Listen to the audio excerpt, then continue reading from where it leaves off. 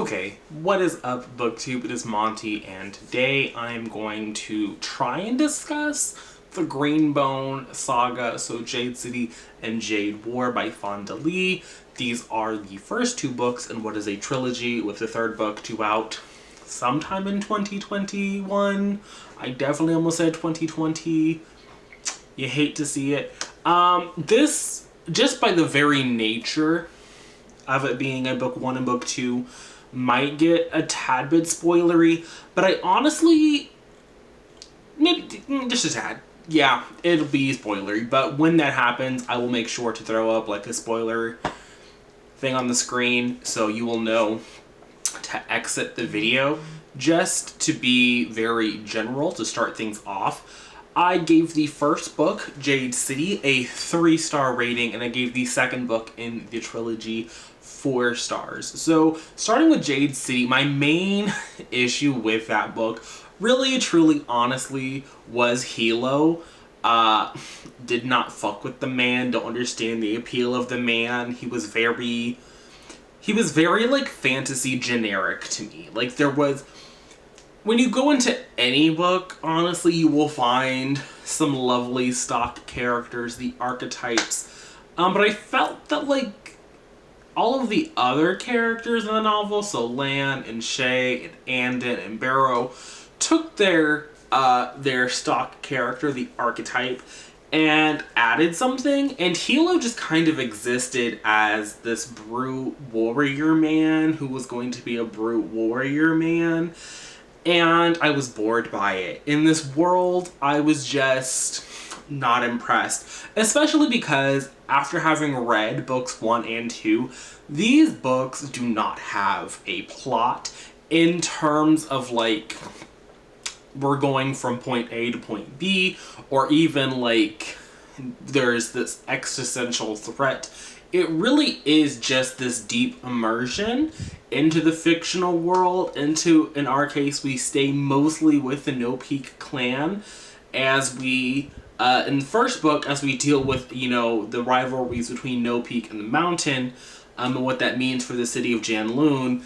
And in the second book, we take that and we are like, okay, so we have our two clans, we've established their dynamics, and what if we just toss in, you know, another country and some actual, like, political machinations and how they're going to work, and maybe we can explore the Kekanese diaspora, and maybe we can explore all these other things. And so there isn't a plot, but here I think that there not being a plot isn't a negative, the same way it can be when you're reading a book and you're like, okay, but can we find something? Because I think that the no plot nature of Jade City is what makes the Greenbone saga the Greenbone saga. And so I wasn't necessarily disappointed that there wasn't a plot, even though I wasn't as attached to the characters as I might have wanted to be. I think that if you do read this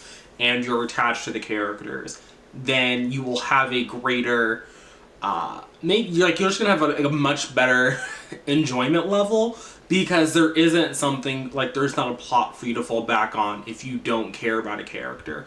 I also think that, just in typical getting a story from multiple perspectives, if you aren't as attached to a character, then you just don't care about their perspective chapters. And for me, that was very much Hilo.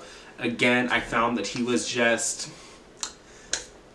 I didn't care. I also didn't particularly care about Lan, like, as a character, but I liked the things that happened in his chapters. I found them to be interesting, but I think that my greatest, or like, no, I'm gonna say my greatest complaint is the male characters. Just overall, all of the male characters in the story, I don't like reading from. Like, just point blank, Lan, Hilo, Andon to an extent, Barrow, all could have been tossed aside. I think that the female characters of the Greenbone saga are just inherently more interesting.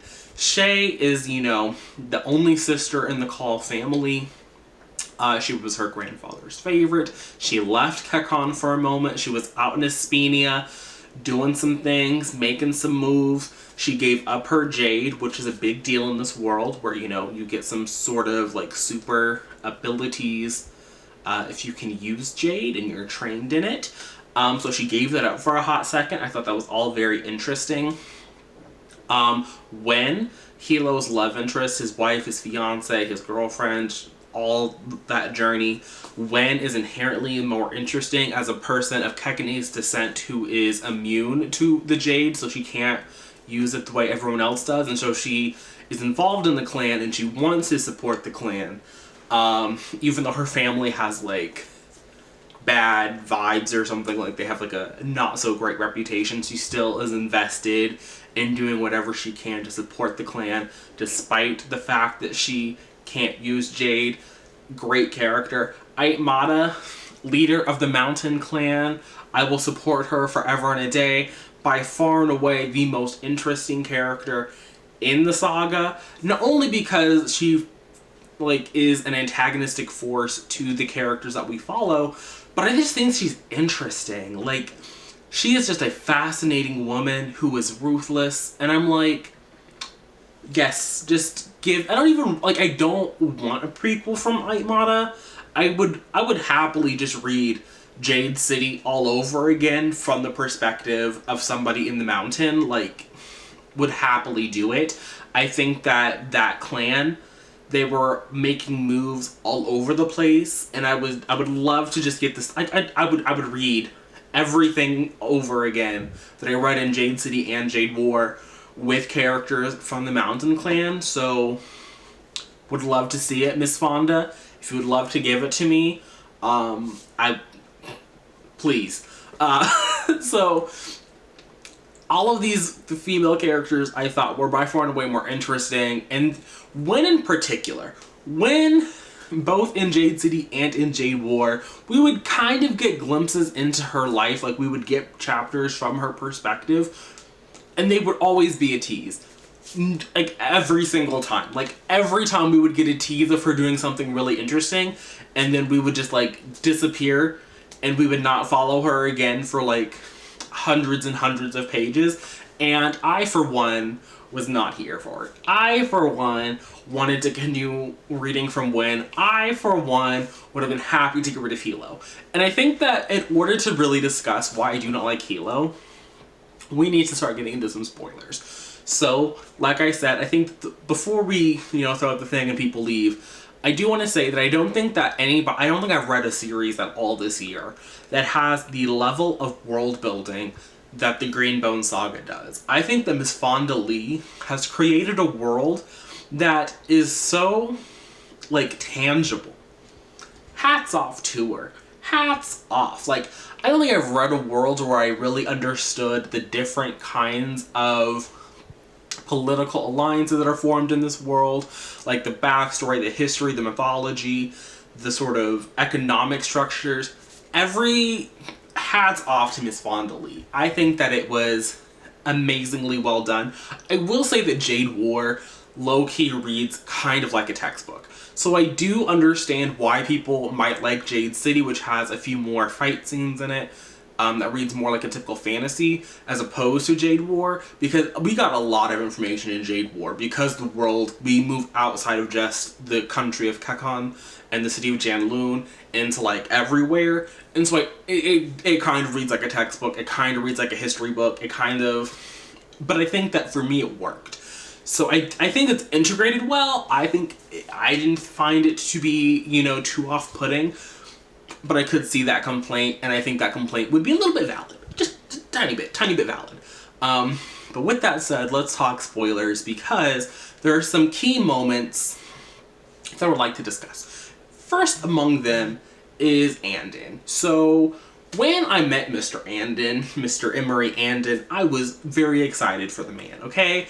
He is not a call. I think he's like a cousin. But his family is a little bit iffy. He has an Espenian father, I want to say, and his mother, she got the itches. She was like, a jade crackhead or something, and she died. So rest in peace to Andon's mother. And he was raised really by the calls, low key. He was kind of just like You're going to be one of us now. And Andon is a queer character, and I do not trust Miss Fonda Lee to write Andon. Here's my thing. As we've all know, I do not like Docile by Mr. K.M. Sparrow. Not a fan. But I do think that he made a really good point in his, like, kind of attempt to wash away what he did with Docile. And that was, when you're creating a world from scratch, which he didn't really do, but Miss Fonda Lee does, when you're creating a world from scratch, you can include homophobia or you cannot include homophobia. Now, I understand why she would include homophobia, because there's still very clear sexism in this world, there is still very clear racism or racial prejudices going on in this world. So to have those and exclude homophobia, I could understand how that would be weird. But my thing with it is, every time there was a low-key homophobic moment with Andon, there was always this thing like, but it's not really homophobic because Hilo's cool with it. Or it's not really homophobic because other characters are also suffering in their romantic life. And I just would have liked to not read about it.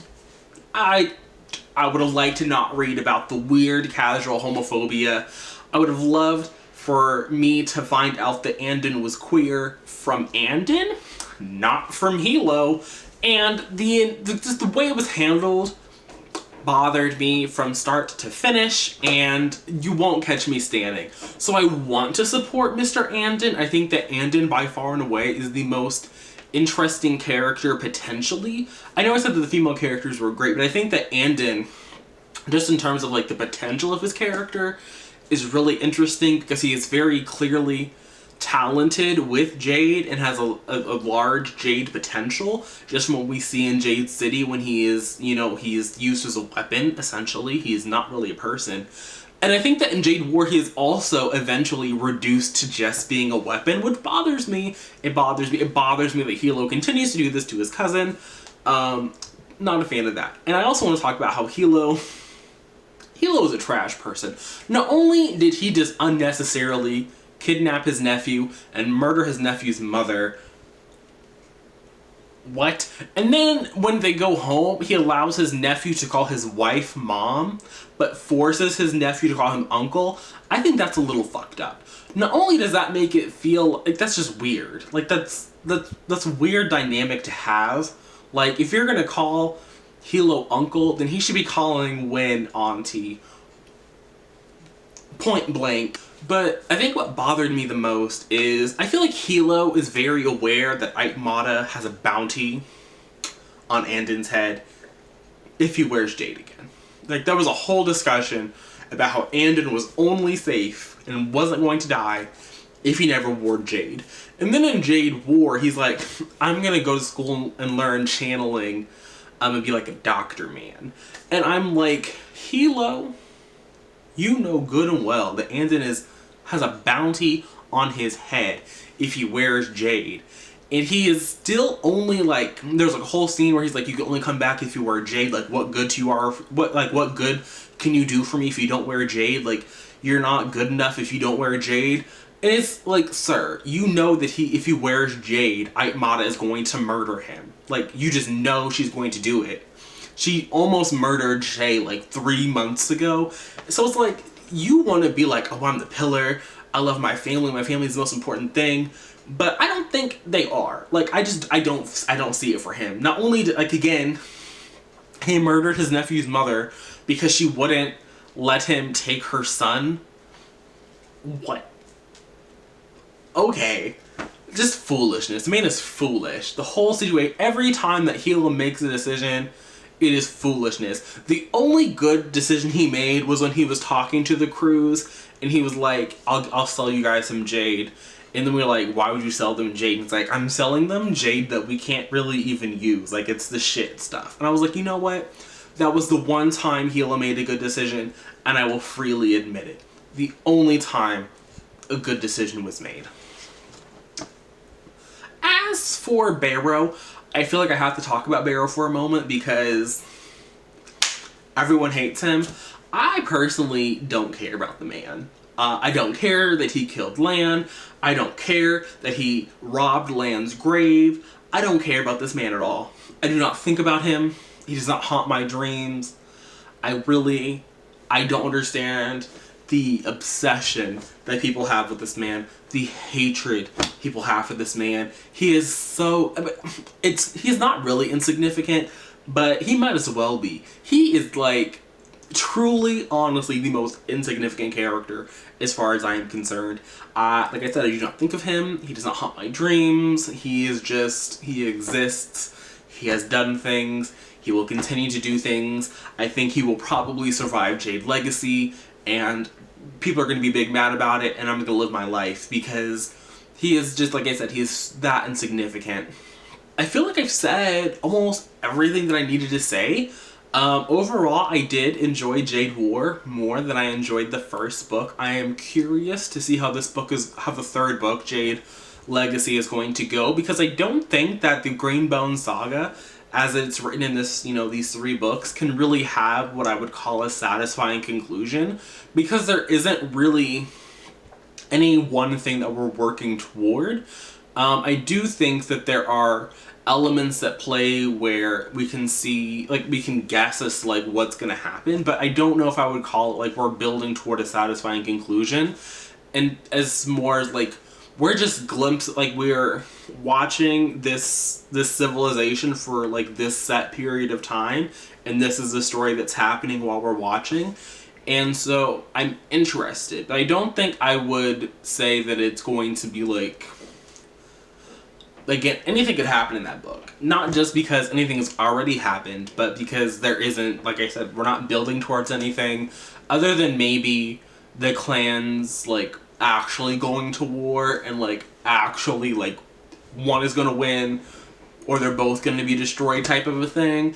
And either way, I would like to see it. So obviously there are characters that I would like to see done justice. I would love to see Shay done justice. I would love to see something happen with Wen, because after Andon, like, Loki brought her back from the dead, I was shook. I was like, again, this man got potential. He got Jade potential. So, like, like I said, I'm interested to see what's gonna happen, but head empty, no thoughts, essentially, because I feel like it'd be useless. Like, after I read Jade City, there would be no way for me to guess half of the things that happened in Jade War. Like, nothing I predicted would have happened, so I'm not even gonna bother.